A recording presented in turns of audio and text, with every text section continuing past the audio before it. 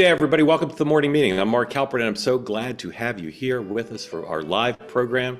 My phone is beeping and ringing and turn that off. Eric Erickson, as you can see, is here with us. Eric, thank you for coming back. Same with Kevin Walling. Delighted to have them both here. We'll do what we always do. We'll run through the day book. We'll talk about stuff in the news. And then not only will we accept your questions and comments, we'll welcome them in the unique two-way format that has come to be beloved by children of all ages around the world and across the fruited plain. What I don't want you to do is on X or on YouTube, put smack in the chat. Think about peace, love, and understanding on this day. Think about extending the presumption of grace to all. We have conversations like no other here, and that's defined in all sorts of ways, but maybe most defined by all voices under one roof. So if you're here on the platform and you've never raised your hand and you think MAGA is the devil, raise your hand and share your point of view.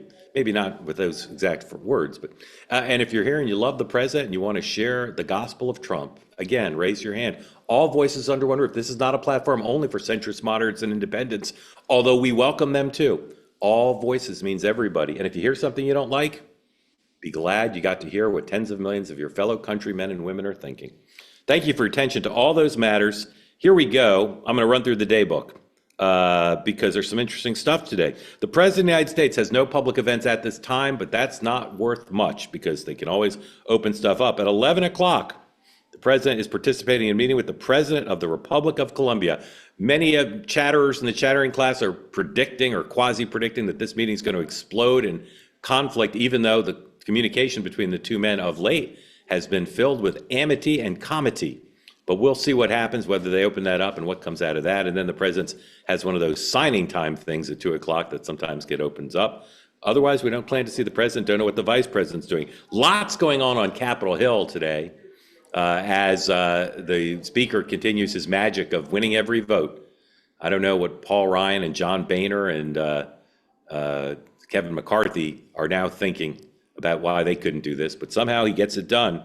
And at some point today, they'll almost certainly vote and pass the appropriations and open up the government, and then a continuing resolution for Homeland Security. And then the real conflict begins that has no solution at this time. We could have Donald Trump, Chuck Schumer, Hakeem Jeffries, and the speaker all as guests on this program together, and they still couldn't tell you how this negotiation is going to end up to figure out what to do about a piece of legislation that changes the way ICE operates. We'll have House Republican leader press conference at 10, Democratic leaders at 10:45. The vote on the spending package rule is supposed to happen at 11:15. Congresswoman Paulina, who's obsessed with the SAVE Act, is holding a press conference about that at noon. Weekly lunches for the senators have the Navy bean soup, some say. Their separate lunches are today, and afterwards they usually come out and talk. The head of Netflix, or one of the heads, Ted Sarandis, is testifying at 2:30 in front of the Senate. And the family of Renee Good is speaking with Senator Blumenthal and Representative Garcia on Capitol Hill at 3. Steve Witkoff has an incredible week. Today he's in Israel meeting with Netanyahu on one peace thing, phase 2 of Gaza. Then he's supposed to go negotiate with the Russians and the Ukrainians, and then he's supposed to negotiate with the Iranians. All this week, one guy who none of you had heard of a few months ago, and now he's ambassador to the world. It's quite a story. And as I wrote in my newsletter this morning, I hope that guy's keeping notes. It's quite something. 2 legal cases today move along. The Charlie Kirk's alleged assassin, Tyler Robinson, has a court appearance today addressing whether the prosecutor has conflict of interest. And the man who allegedly assaulted Representative Omar is speaking, is in court today at a pretrial hearing. All right, let's just do one thing real quick. I said nobody knows how this thing's going to be resolved. Eric, what's your best guess on the ICE thing? Are we going to have a negotiated deal of some sort, or is it going to keep extending into forever? I think the Democrats want to shut it down again as a play to voters. They look at what happened in Texas. They think that immigration is a winning issue for them suddenly. I think they're going to overplay their hand on this one. They're not going to get ICE agents unmasked, so they will get body cameras, but they're not going to stop deportations or have to go through judicial warrant to evict people from the country. Kevin, I'll just say I agree with everything Eric just said. I think Democrats are willing to shut it down over this. And the gap between what Democrats are demanding and what Republicans are refusing to do and what they will demand in return, it just seems unbridgeable to me. Yeah, Mark, I agree with Eric too. I think, the easy stuff is done, right? We got more money for body cams and stuff like that, but there's such entrenched interest, especially to Eric's point on the warrant front, judicial versus administrative, that there isn't a lot of leeway there. And February 13th is closing in. It's not that far away, so I could Yeah. see. The most likely thing is going to happen is another CR on that front. I can't imagine they would target that because again, you know. ICE got about $75 billion already. So that talking point doesn't hold water for a lot of folks because it's already fully funded. And Democrats don't have that much leverage. Well, they think they do, though. They think they have a lot of leverage. It seems to me that the only way to even have a chance to do this is that once again for Schumer and the president to negotiate it and then try to jam the House. But the stuff Schumer cannot back down off of warrants, roving operations, and what's the other thing he can't back down on? Warrants, masks. He can't back down on any of those things. He'll be killed if he backs down on any of them. And those things can't pass the House.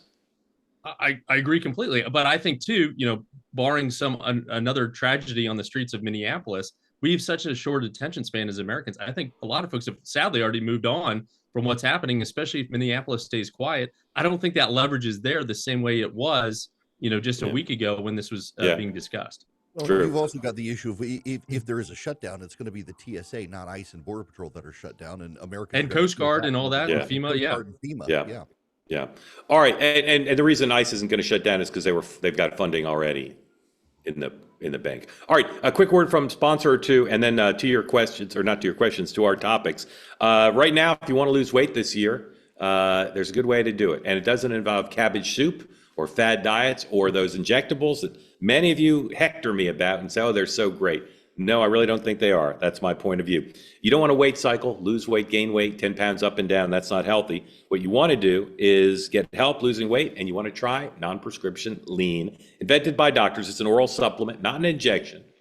And it helps you do the things you need to do, maintain healthy blood sugar, control appetite and cravings, and burn fat by converting it to energy. All available to you now at an extraordinary 20% discount. Go read about it, and if it's right for you, give it a try. Go to takelean.com, use the promo code 2WMM for 20% off your entire purchase. Again, 2WMM, takelean.com, 2WMM, takelean.com. Try it today if you're looking to lose weight this year, a healthy way. Again, it's an oral supplement, not an injectable. Think about it. All right, let's talk about Russia, Ukraine. I talked about this a little bit in the pre-show. I'm just so outraged at the world for two things related to Russia, Ukraine. First of all, the media and politicians not talking about it enough. This is a big deal for the world. What kind of world are we going to have if Vladimir Putin can do this? And then if he gets a deal, be welcomed back in the community of nations? This is the center of Europe. This is the United States ally. United States allies and NATO care about it. And the second thing I'm mad about is they're letting this happen. There's something wrong with the planet that this is happening. So let me show you a few things that have happened today, and then we're going to talk about it. First of all, the head of NATO, I've become a fan of Mr. Mark Rutte. Is that how you pronounce his name? Rutte, right? I've become a fan of his. He's in Kyiv today.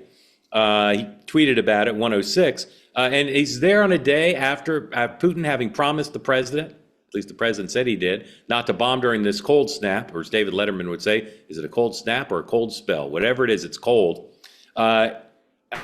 He's there, and here he is walking with Zelensky at a memorial service, 103, please. Here's the AP headline, 102, about the attack. This is another horrible attack on energy facilities. 450 drones, 70 missiles, the day before the peace talks are supposed to start. This is not the first time Putin has done this immediately before. Now, we're going to play for you a long soundbite from the head of NATO speaking to the Ukrainian parliament in a moment. Both the head of NATO, Mr. Rutte, and Mr. Zelensky, President Zelensky, both denounced the attack and said it shows once again that Putin is not serious about peace. Listen to these stirring remarks. This should be the lead everywhere, not Donald Trump fantasizing about taking over elections, not the body cams. These are important things. But this soundbite should have been the lead on every morning show. Please play the head of NATO. With the deepest respect that I stand before you today to affirm once again that NATO stands with Ukraine. This was true before Russia's full-scale invasion. This was true on the 24th of February 2022, and it has been true every single day since. Putin has long thought he could wait us out, that Ukraine was weak, that your supporters would grow weary, that our will would falter. He was gravely mistaken. Ukraine is strong and our support is unwavering.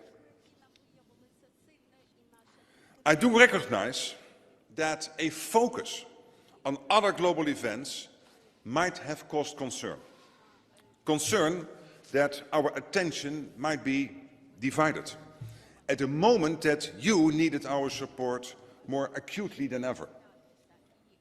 As the temperatures plummeted, attacks on your energy infrastructure intensified, and the talks to bring this terrible war to a lasting end continued. But I want to assure you that our attention has not been diverted. Ukraine is and will remain essential to our security.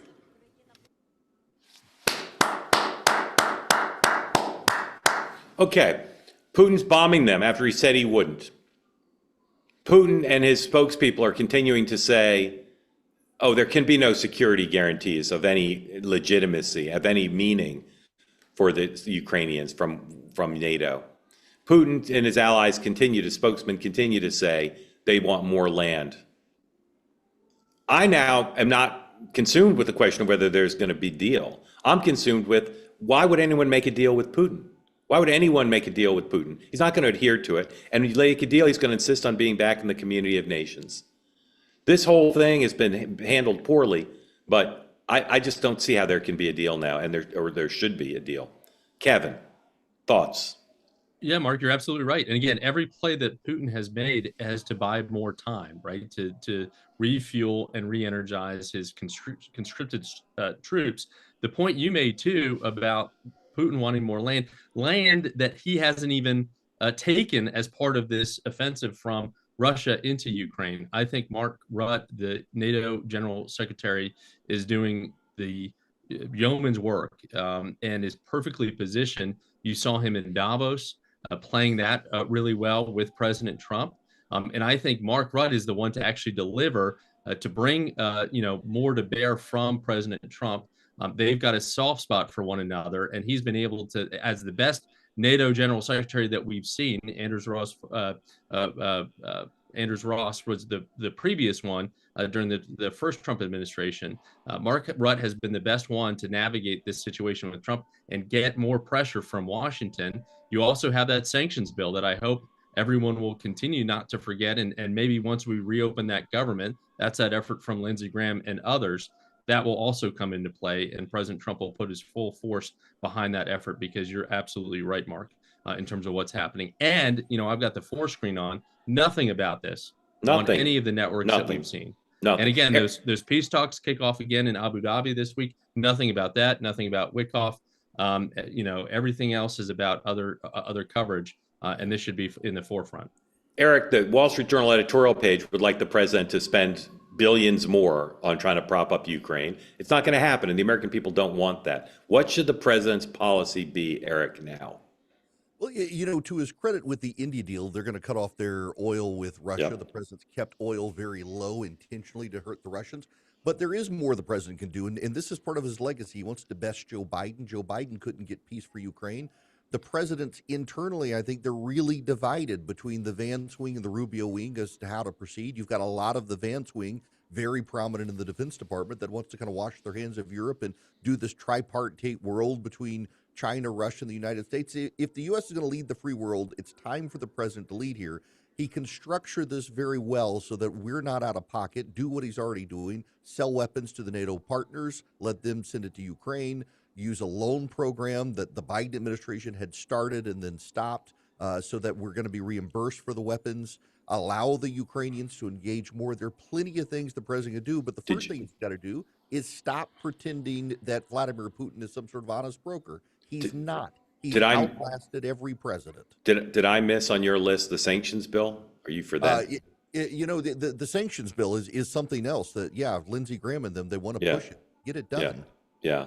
Well, I and just again, Mark, yeah. Mark, we've talked about this too. Nothing pisses off this president more than when he sees these drone attacks, especially if they're Yeah. hitting, Yeah. hospitals and power centers, and he's seeing, innocent human life taken on the streets of Kyiv and other places. I have been at the back of the line in saying there's something nefarious about the president's connection to Putin. I just don't see proof of it.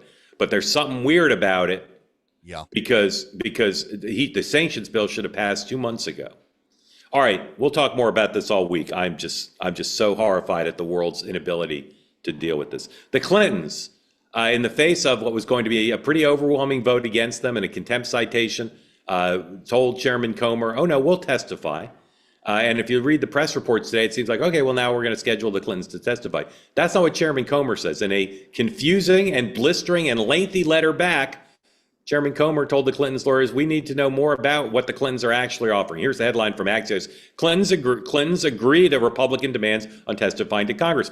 That headline, again, representative of how this is being covered, is not reflective of the fact that Chairman Comer is saying we're going to continue along the path of finding them in contempt until this is scheduled. It has to do with where they speak, what questions are allowed, who's present, is it recorded, is there a time limit, are there topics off limit?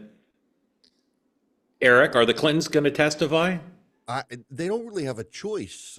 You've got Democrats and Republicans in the Congress that want to do it. You hand this over to Pam Bondi, you know what's going to happen. They will be indicted on this for their refusal to testify. It's kind of cut and dry. Right. But man, the Republicans are going to be the dog that caught the car if they make this a public testimony situation. Well, and if they perform the way, and I don't have anything personally against Chairman Comer, but he and his staff have been abjectly incompetent in all these investigations. They've just screwed them up. As Bill Clinton himself would say, Chairman Comer could not organize a two-car parade. And so the Republicans are all salivating. Oh, the Democrats are divided. Nancy Pelosi's defending the Clintons. The younger Democrats have never heard of the Clintons. They're fine having them come in. But if Comer and his team don't actually know how to go up against Bill Clinton, he may have lost a step. But Bill Clinton with a lost step is 100 yards ahead of Chairman Comer. So, Kevin, do you think there's a chance that Chairman Comer prepares and actually does a deposition of Bill Clinton that's sensible, not just for the politics, but for the substance? Yeah, I doubt it. Again, this is to your point. Comer always overpromises and underdelivers. And, we talk about the efficacy of Bill Clinton and the charm of Bill Clinton, but also, too, let's also forget Secretary Clinton during the Benghazi hearings that ran circles around the Republicans on oversight.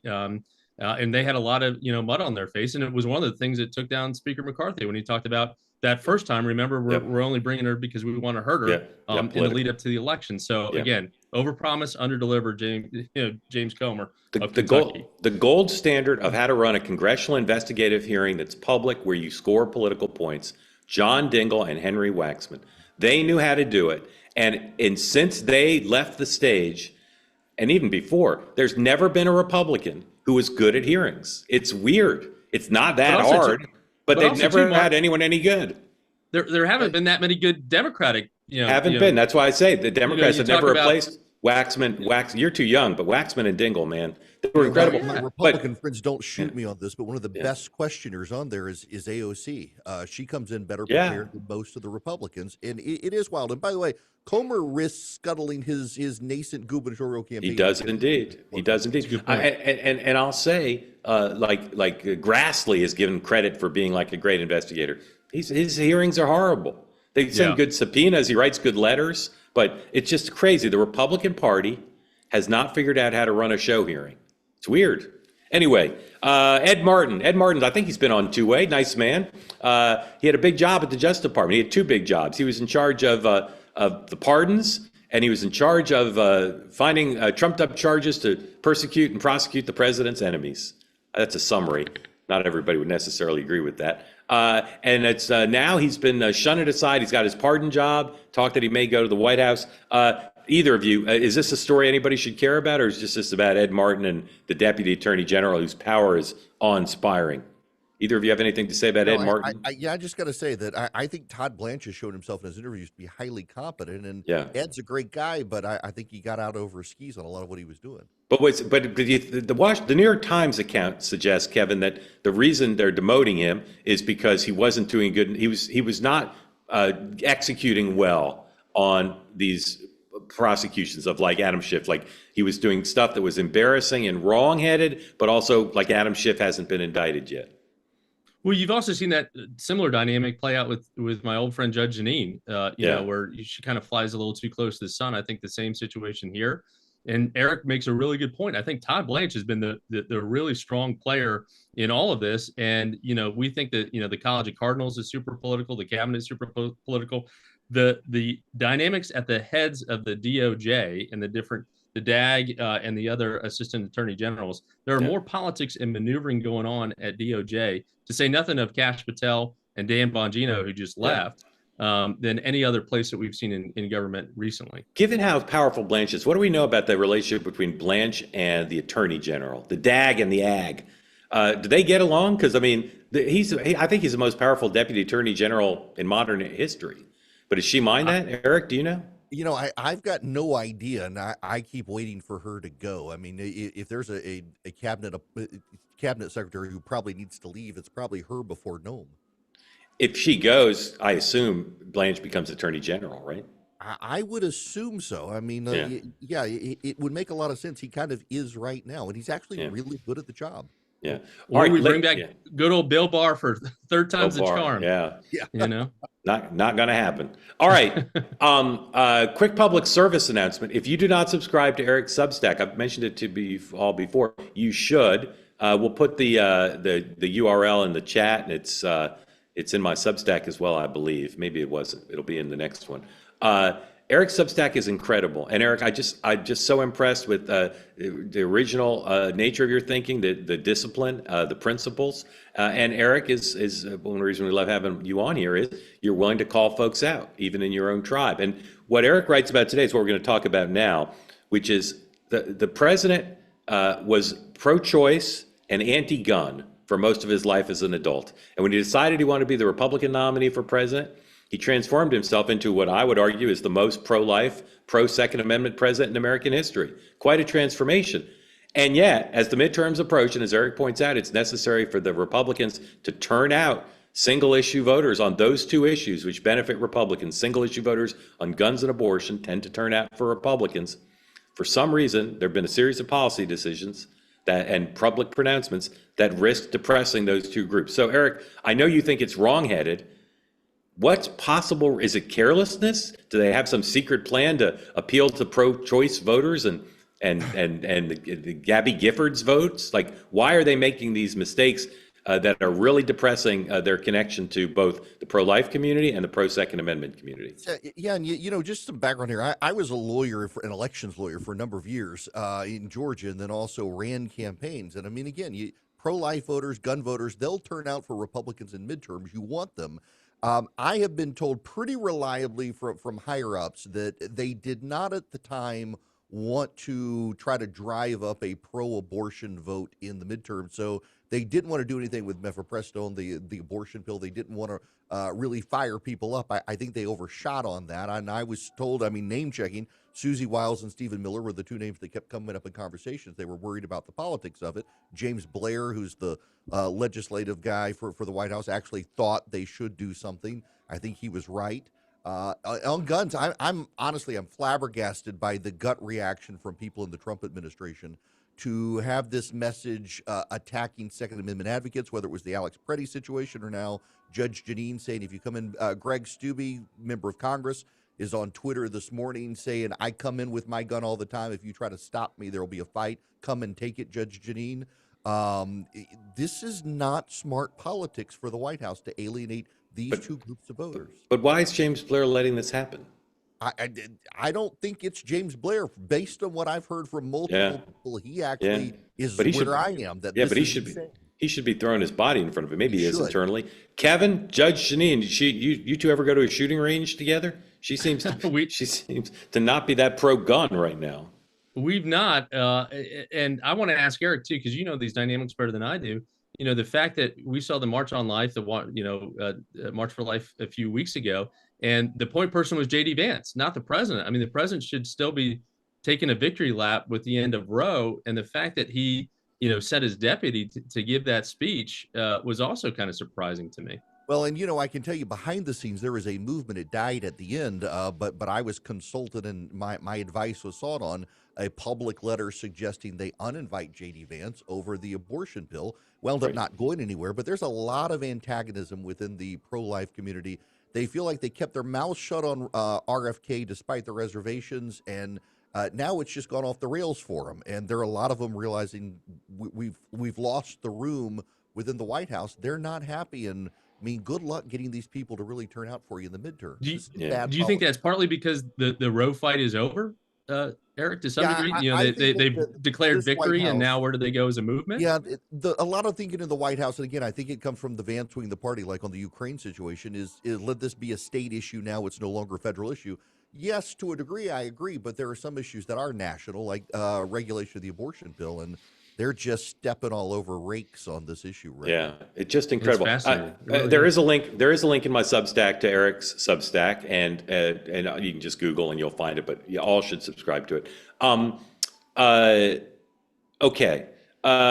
The president will do stuff all the time. He's done it for 10 years that for some reason Democrats and liberals in the media still don't get. Looky over there, looky over there. Now, people say, well, the president should only be talking about the economy. Well, my sense is he wants to talk about the economy in a couple of months if Scott Bessent delivers the buffet that he has long promised. But until the economy is good, until the president can talk about it, he just wants to distract and discombobulate.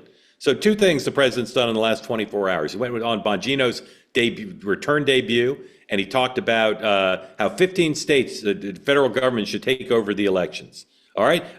My reaction to that is the president will say stuff like that all the time. Until he actually tries to do it, I would just ignore him. Here's someone not following my advice. Jonathan Lemire on Morning Joe went straight to 11 with the Hitler metaphor. 114, please. Right. This is the big lie. This is what fueled the January 6th insurrection.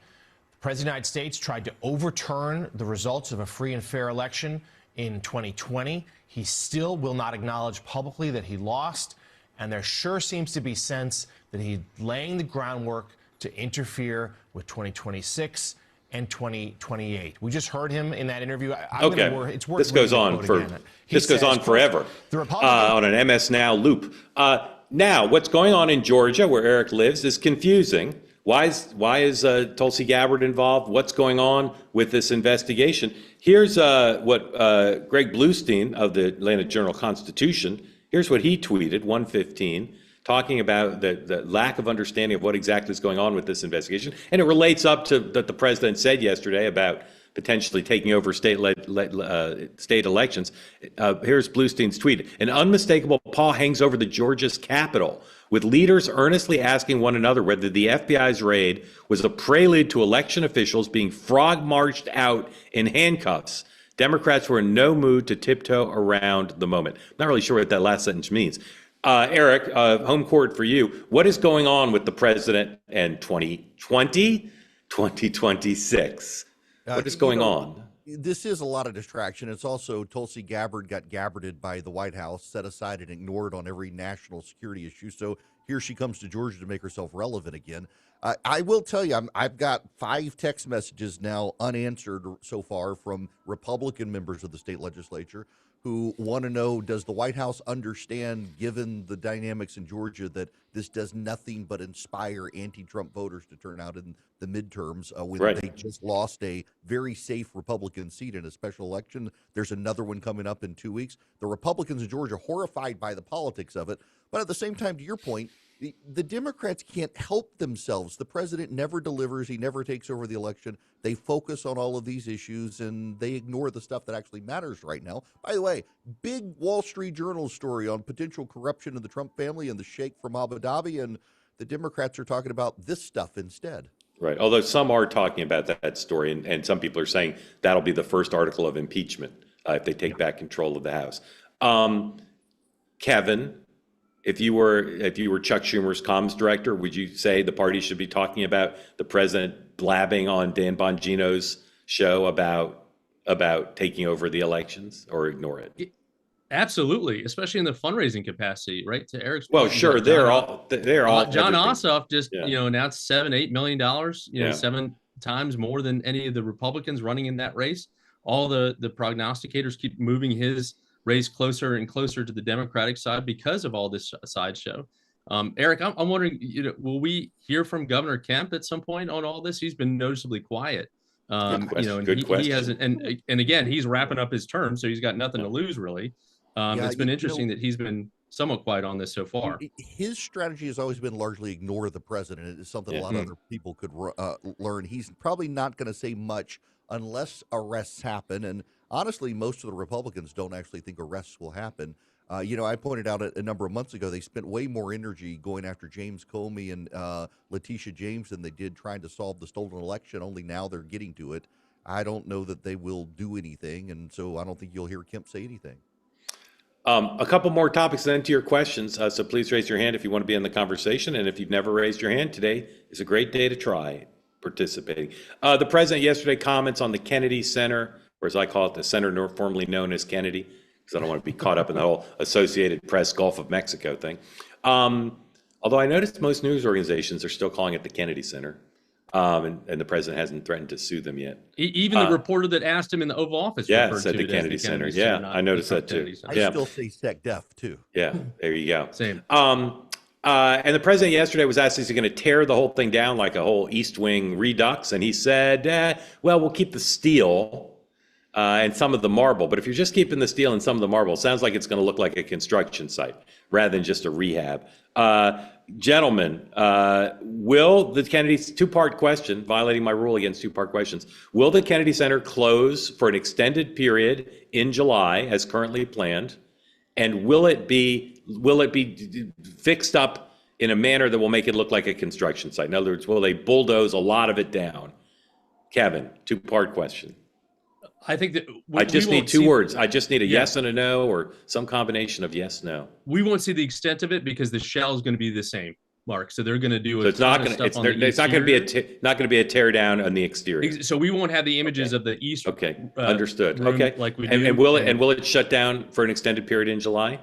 Yes. So you're yes, no. Eric? I'm yes, no as well. By the way, it actually does need rehabilitation. It does. I'm yes, because I think when they start to rehab it, they're going to see it needs to be torn down.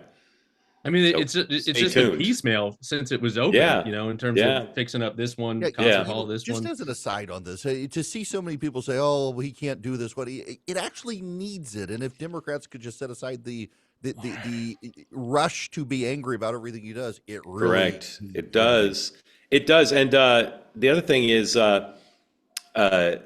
it's just another distraction. Like, he's just doing some construction, folks. This is not some moral thing. It's not a disrespect to the Kennedys. I understand people are upset that he's taking it over and whatever, but I mean, he won the election, and all these artists are saying we won't be at the Kennedy Center because it was renamed. I find it a little confusing. I do. All right. Again, but Mark, this is an easy story for the media to drum up, right? When they don't want to talk about Ukraine and Russia. They don't want to talk about Ukraine. This is a bigger Write story. themselves. The rage stories write themselves. Yes, you are correct. I don't know. Why is Mark Caputo sending me these tweets? Mark Caputo, if you're watching, I need you to explain why you're sending me these tweets. I don't get them. All right. Lastly, I was in a cab yesterday. It was technically an Uber. I was going from my home on the west side to LaGuardia, and I went through the east side. I hadn't been on the east side since the snow because I've basically been staying home. And it looks like the 1970s in New York. It's not just Manhattan. I'm told reliably, the outer boroughs look like this too. Take a look at this image. And if you were in New York in the 1970s, you'll notice dirty snow, piles of dirty snow. And these are low piles. There are 12-foot piles of snow, and there's garbage bags. So they're not clearing the snow, and they're not collecting the garbage. And what I tweeted in response to that tweet, you see here on there, it says, coming this summer, the squeegee men are coming back. This is I warned about this. This is not about ideology. Michael Dukakis said it right. Mamdani's fall, if he does fail, is going to be about competence. I mean, somebody sent me an email saying you're being too hard on Mamdani. DC couldn't clear the snow either. Yeah, because DC government's incompetent too. Eric, is Mamdani been already? He couldn't deal with a snowstorm. He's already proven that he's not up to the job. I honestly think, yeah, it's the competency issue. These things matter. And I got to tell you, I started my show with this yesterday, that in Nashville now, they're 2 weeks without power in Nashville, where they cut the tree trimming budget, the power company, by $7 million and then spent it on DEI training in 2025. True story. The basic competence of local government matters. You're not going to suddenly have a Republican wave in New York, but you may have a swing back towards the center, although he's got 4 years to get it right. Interesting. Reminds me of the days, I got Jerry Ford right here behind me when he told New York City to drop dead in the 70s, the optics of that. And to Eric's point, it's all about competence. It's one of the reasons why, I think Muriel Bowser is a little out to lunch here in Washington, D.C. She's announced she's not running for re-election. So, she doesn't care about that as well. But it's also, and as we know in Chicago, other places, if you don't get this right, people have a long memory, certainly, with things like this. Yeah, I certainly do. I remember the squeegee men. If I'm driving my car this summer and somebody comes to squeegee the windshield, I can't be held accountable for my reaction. An aside here, there really is a rightness within the Democratic Party for what the Republicans have felt. When you go to Los Angeles, they can't rebuild houses. New York, they can't clean the trash. In Nashville, they can't get the power lines up or the roads cleared. In Baltimore, they can't send kids back to school. You're not going to see Republicans, but wow, there's a way for the Democrats to have a real internal fight right now. We call that the abundance agenda, right? Oh, yes, abundance. The abundance. All right, quick word from sponsor, and then to your questions, please raise your hand if you want to get in on the conversation. Here's something you want. You want 2 pairs of the Cozy Earth bamboo pajama set. 2 pairs for the price of 1.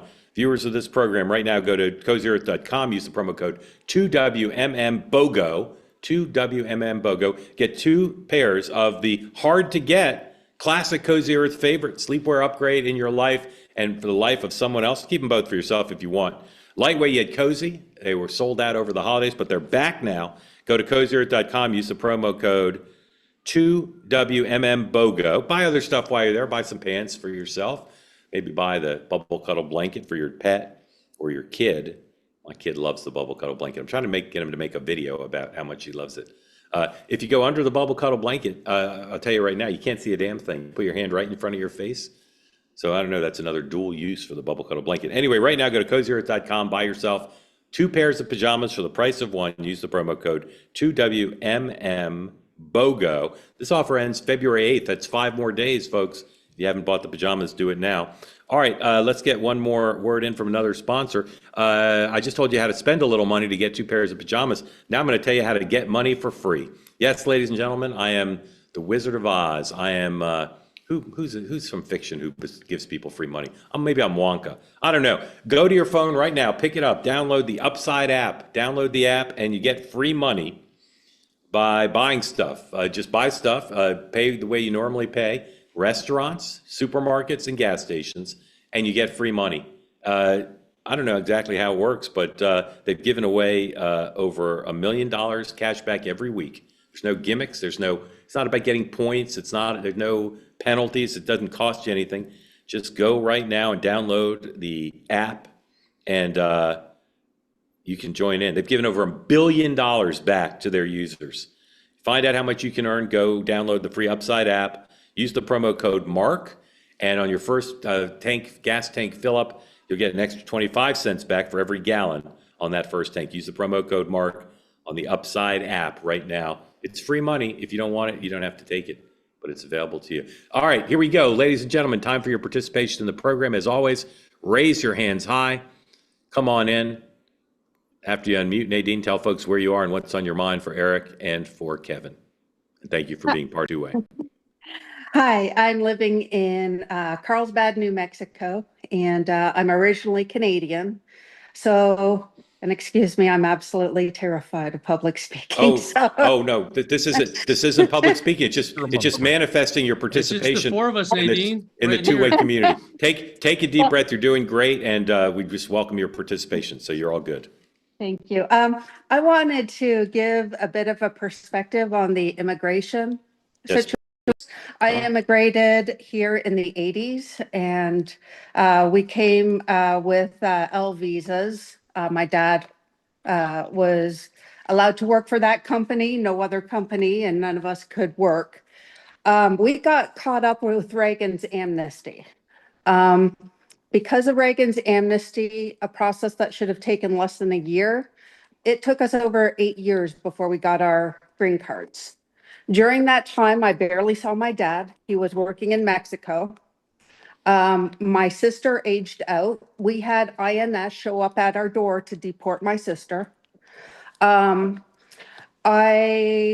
spent my senior year of high school being very careful because my status was iffy, we'll just Yeah. say.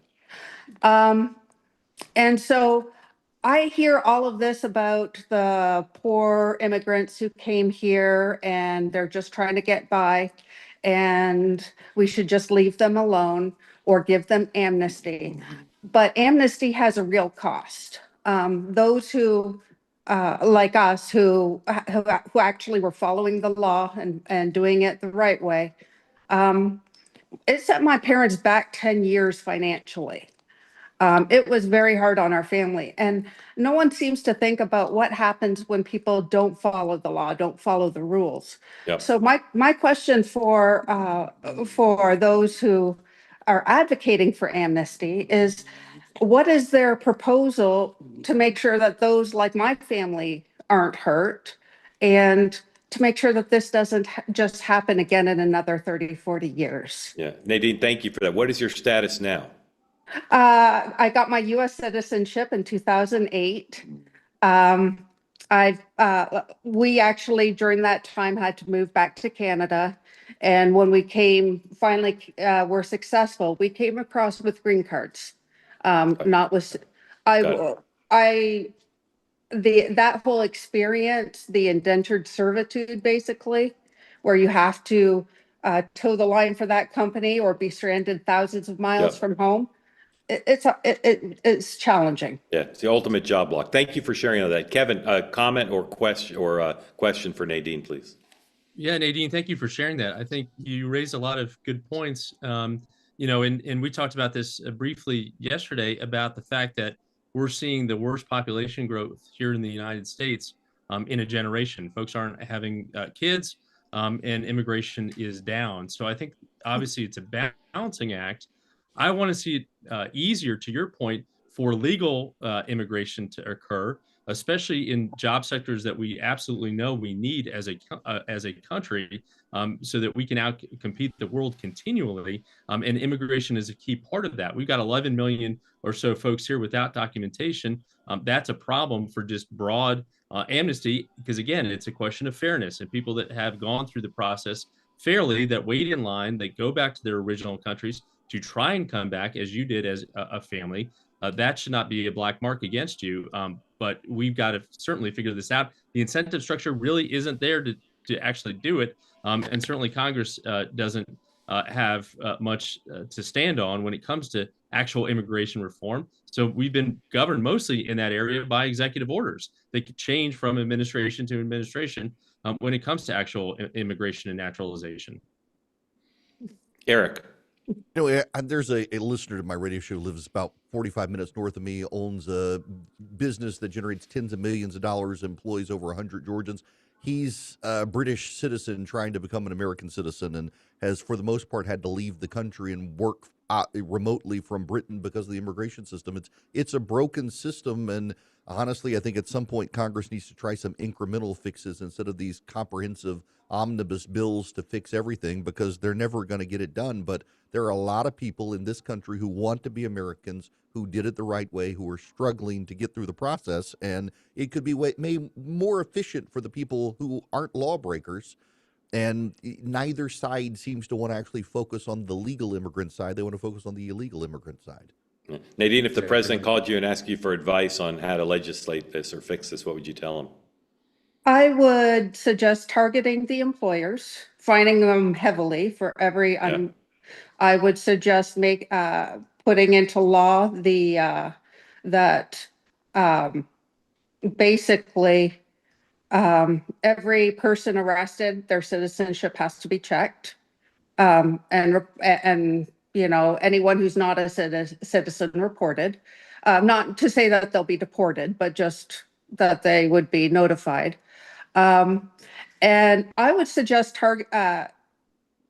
setting immigration limits to a formula based on U.S. population and unemployment numbers, so that we're not fiddling with 10 people from this country and 10,000 from other. And Right. I'm sorry, we're full. Just whatever can be put into a formula so it's not an issue down the road, I think is a better approach. Nadine, thank you. Thank you for being part of Two-Way and for coming on. And you did great, and I hope you'll come back regularly. Thank Thank you. you. Thanks, Nadine. I don't read the chat, but I do glance at it. And somebody just said we need more white collar criminals indicted and convicted and jailed and imprisoned. And I agree. I couldn't feel more strongly about anything that we need more of that, particularly in this area of employers and immigration. It would go such a long way to solve the problem. And every time the president thinks about doing it, they talked about doing it early on. The president's friends call him and say, don't send us to prison. And then they back off. Carlton, welcome in. Thank you for being part of Two-Way. Tell folks where you are and what's on your mind. I'm in Boca Raton, Florida. And I'd like to follow up with my question yesterday based on things I read this morning. And this is specifically for Kevin, but Eric, please also join in. I read an article in the Free Press this morning about Rui Teixeira, or I'm sorry, written by Rui Teixeira, about Gavin Newsom. And this has to do with the common sense and practicality approach that I talked about. And what also triggered my question are the photographs that Mark had shown this morning about the streets in New York. For the life of me, by the way, I'm a Dean Phillips, Rahm Emanuel kind of guy. I think they have common sense, they have practicality, but they can't pass a litmus test for the left-wing Democrat operation. For the life of me, I cannot figure out what the attraction is for Gavin Newsom. If I look at his performance in the state of California, I can't find a positive accomplishment other than So, Carlton, is that the question you want to answer? Why would anyone like Gavin Newsom? Is that the question? Exactly. Okay. Exactly. Kevin, make the case for Governor Handsome. Yeah, I mean, Carlton, we had a great conversation about this yesterday too. And to what Eric said earlier in the program with or Mark about wildfire, rebuilding after those fires in LA. You've seen Gavin Newsom kind of have this come to Jesus moment where the pendulum has swung so far left in terms of the regulatory environment in California, and he's been the one that has in his estimation, kind of held the breach back against some of those more liberal interests, like paying folks out of the public funds when workers go on strike and things like that. Something that is not really attractive to the vast majority of Americans not living in liberal California. But he's going to have this balancing act, obviously, too, with his podcast, having these conversations with folks on the right to try and moderate his image. Because to your point, that's going to be a major issue for him running for the presidency, which he's absolutely going to do. And I don't discredit him. He's leading the polls on my side when it comes to the primary electorate because of his attractiveness, because of his willingness to call out the president, engaging in some of the tactics the president's been doing. And that's to the Willy Wonka analogy, hard candy to a lot of members of my party. I'm with you on the Rahm Emanuel get shit done kind of camp. In terms of our ability to actually deliver for the American people, because I think that actually resonates more than kind of more liberal platitudes. Eric, before Prop 50 passed and around that period, most conservatives, Republicans I talked to said, if the Democrats are dumb enough to nominate Newsom, we'll beat him. And after that, there was a period where Republicans were like, oh no, he's formidable. He's an aircraft carrier. He knows how to do stuff. Now I'm sensing, I don't know why, that there's now a turn back to, Newsom's not that tough. Where are you personally, and where do you think your party is on this? First of all, I got to say, I've talked to a number of Democratic governors and strategists who also think that Newsom would be a disaster as a General presidential election, candidate, yeah. given the general election. Yep. I kind of hope he's the nominee. We're in this Yeah. wild scenario now, whether you look at Herschel Walker or what Texas Republicans may do with Ken Paxton, where the bases of the parties are picking the worst possible nominees to play in the general election because they scratch an itch in the primary against the people they hate. And so we're electing people, or we're nominating people based on hate. And then the majority of normal Americans want someone to Okay. rally around. And All right, Eric, but besides Governor Shapiro, name 3 Democrats who might run for president who you think today you could say would be stronger general election candidates than Gavin Newsom. Andy Bashir, Rahm Emanuel, and Josh Shapiro for sure. Give me one more, because I said no Shapiro. No. Thank you, Shapiro. Carlin. Let me think. Who else would be out there? Gosh, that's the problem for the Democrats. I guess. I couldn't disagree. Maybe Jared Polis. I couldn't disagree with you more about Rahm Emanuel and Andy Bashir. I couldn't disagree with you more. I say with respect. Kevin, do you agree? I'm saying this now. You know, Gretchen Whitmer's kind of taken this back page. I do not doubt that she's going to look at the field at some point, and it's going to be this cattle call where people are up and people are down, and she's got massive favorability in a state like Michigan. I think she takes a relook at this. All right, again. By the way, Mark, just to clarify here, yeah. I think they would be stronger general election candidates. There's no way they make it through a Democrat. No, I understand what you're saying. Kevin, if you could pick right now one horse to win the general, would you pick Bashir or Newsom? To win the general, Bashir. Oh my goodness. He's got 60%. He's got 60% of Oh the my Commonwealth goodness. right now. I couldn't disagree with you guys more. He would win the general or win the primary? No, win the general. That guy's completely untested. He's completely untested. Yeah, Mark, I disagree with you on this one. I think that there is so much more baggage and a longer history with Newsom to blow him up in a general election. Well, of course there's. But do you know what baggage Governor Bashir has? You don't, because he's not been tested. That is true. Yeah. But also, there's probably not as much baggage there. He's the son of a governor since his birth. He's known. Yeah, George W. Bush was the son of a president, and a week before the election, it came out he had a DWI with his teenage sister in the car. I'm just telling you, if you think Governor Bashir could navigate a general election against the Lee Atwater's Republican Party, maybe he could. But compared to a guy who's the governor of the 4th largest economy in the world, warts and all, I respectfully couldn't disagree more. Haley, but the good news is, or not the good news, but the news is we'll never know.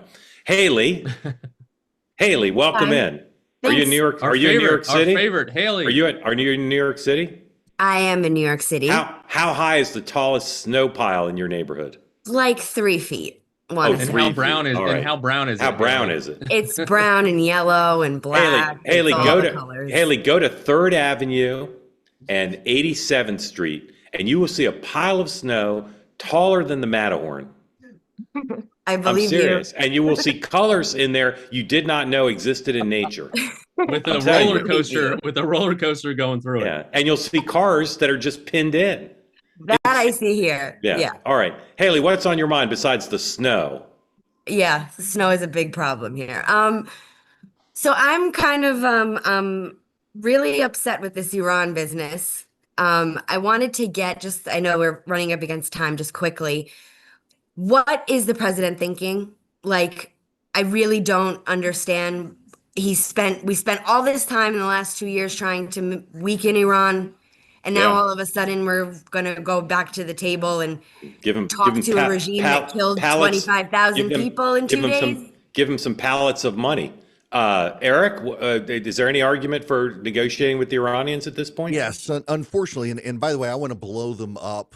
When I was a kid, they tried to blow up me and my school when I lived overseas. I'm no fan of the Iranian regime, and they need to be destroyed. The problem is we're not talking about chopping off the head of the Ayatollah and the whole thing collapses. There are thousands and thousands of people within the regime who prop up the regime. They've got 2 to 3 million diehard supporters within the country, even though you've got 15 million in the country who are opposed to the regime. It's harder to do this sort of regime change in that country than people realize. So I credit him with being thoughtful. But honestly, at this point, just start throwing missiles at them. They need to be destroyed. And there are 10 to 50 million people. Frankly, 2 weeks ago, I said just fly over the country and drop loaded guns and arm the population against the regime. That's There are what I plenty said of too. ways Yep.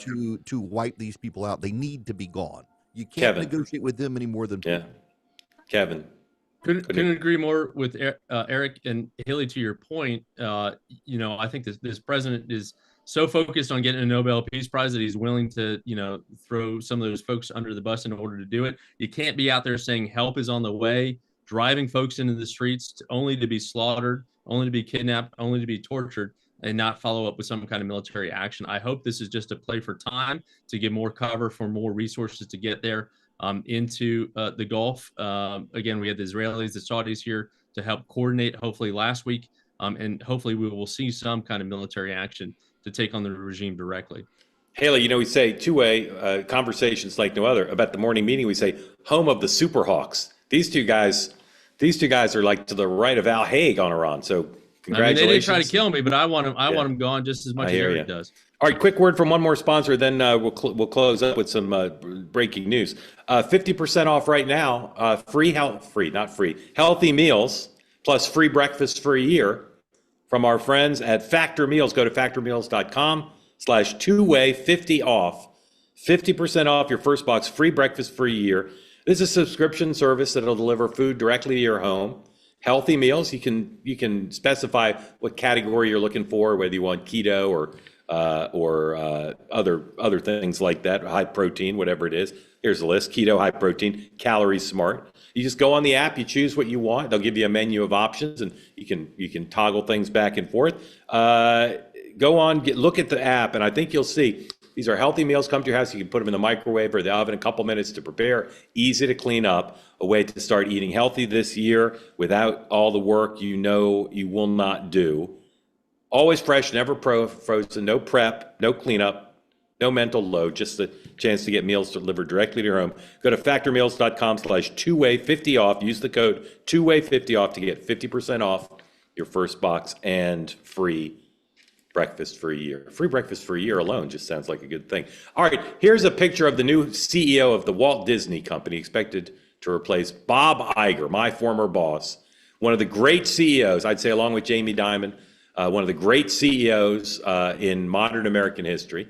And here's the new guy, Josh D'Amaro. Bob, of course, has threatened to retire. I think this is the fourth time, not exaggerating. And every time they decide it's not going to work out and Bob comes back, always this guy's the head of the theme parks. The head of the theme parks is always the person who is talked about most. The runner-up appears to be one of Kamala Harris's best friends. Dana Walden is going to become the president of the Walt Disney Company and chief creative officer, so she'll still be highly influential at the company that, amongst other things, owns ABC News. Kevin, I thought the job would go to someone named Kevin, since that tends to be what's happening these days, but it's a Josh. What do you think of this Josh D'Amaro figure? I think Josh is great. I've met him a number of times. What? You know him? He's a Disney. Where'd you meet him? He had a dinner not too long ago in Washington, D.C. with a few folks that he brought together because he's interested in how this city operates, especially in the age of Trump. Well, tell us more about him, Kevin. I had no idea you met the guy. What's he like? He's spent 30 years at Disney, so he's a veteran of the Walt Disney Company. I think this is also the best of both worlds, with figuring out a way to have Dana stay on board in this new role as well, because you know her too. You're calling her by her first name. I don't know her. I've not met her. Okay. But this is the best of both worlds and sets up a lot of success for this company going forward with the two of them at the helm. But Josh is, and again, that's one of the major revenue streams for the company. It is the theme parks. Yeah. Even after COVID, cruise ships, they're adding more back after parks COVID. Expansions. It's great. Let me ask you one more question. I want Eric's view on this. This guy, normally if you have that job, you've done time playing characters in the costumes. Did he tell you anything about who he's played? I don't think he started out as a cast member. He's always been in management. But that'd be a great question. Now, everybody, if he could play a character, I'm sure he has, because all the executives do it. All the executives do a turn, at least for a day, so they understand behind the scenes, what it's like. That did not come up at dinner, my friend who used to be Iger's communications director did it. And suffice to say, it's warm in the costumes. Eric, tell me your great story about the new Disney CEO. So, I'll tell you that the tragic story is my family's not a Disney family because my mom or my wife's mother was in cancer remission and they went to Disney World and she was dead several weeks later. She came out of cancer remission rapid. Are you Disney is serious? not a happy place on Are earth you for my Eric, serious? what I've Eric? had to take the kids Eric, by we can't end myself. on this You're note. you're My filled with stories wife of will death not and go to destruction. Disney. She will Okay. not go because of Yeah, that. And I'm like, understandable. lady, we got Understandable. to take the kids at some point. I Yeah. need to take my kids to Disney. Yeah. So I'm I'll hoping take that- them. I'll yeah, take them. I How old need are to take how old my are your kids? Oh, they're now 17 and 20. We I'll gotta, take 'em. we gotta go. I'll take 'em. I will tell you, worst kept secret. The Wall Street Journal's done so many profiles of Josh Tomorrow in the last Yes, year. true. Like, there's no way he wasn't going to be Yeah, busy. it's true. Kevin, I didn't think your Disney story about the new CEO could be topped, but I think Eric did. Yeah, Quite a story. he pulled at all of our emotional yeah. heartstrings, Eric. He Yeah. did. Gentlemen, By the way, so Disney, you want to take my yeah. family to Disney and treat us Yeah. well? Okay. Noted. Ladies and gentlemen, great thanks to Eric and for Kevin for sitting in today. Again, if you haven't subscribed to Eric's Substack, please do. Eric, you got anything, Kevin, rather, you got anything you want to sell? No, just I'll be back on Thursday morning. So Thursday? tune in then. He'll be back Thursday. Tomorrow, this program will be guest hosted by the great Larry O'Connor and the great Haima Moore. So look forward to that. Tonight, 2 tonight, 5 Eastern time, I'll be in a different city. Watch me, catch me if you can. Moynihan Report tonight, Jason Zengerle, great writer and author of the new book, Hated by All the Right People, Tucker Carlson and the Unraveling of the Conservative Mind, will join Michael live at 7 Eastern. And next up, coming later today, my reported monologue is on what's really going on with the midterms, what strategists in both parties are saying about the current state of play for the midterms. And my guest is Maureen Callahan, my colleague on the MK Media Network.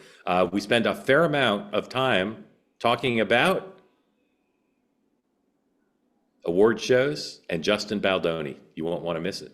Thank you again to Kevin and to Eric. Thanks to all of you for being part of the two-way community. And I will see you tonight at 5 and on Next Up and tomorrow morning right here. Have a great day, everybody.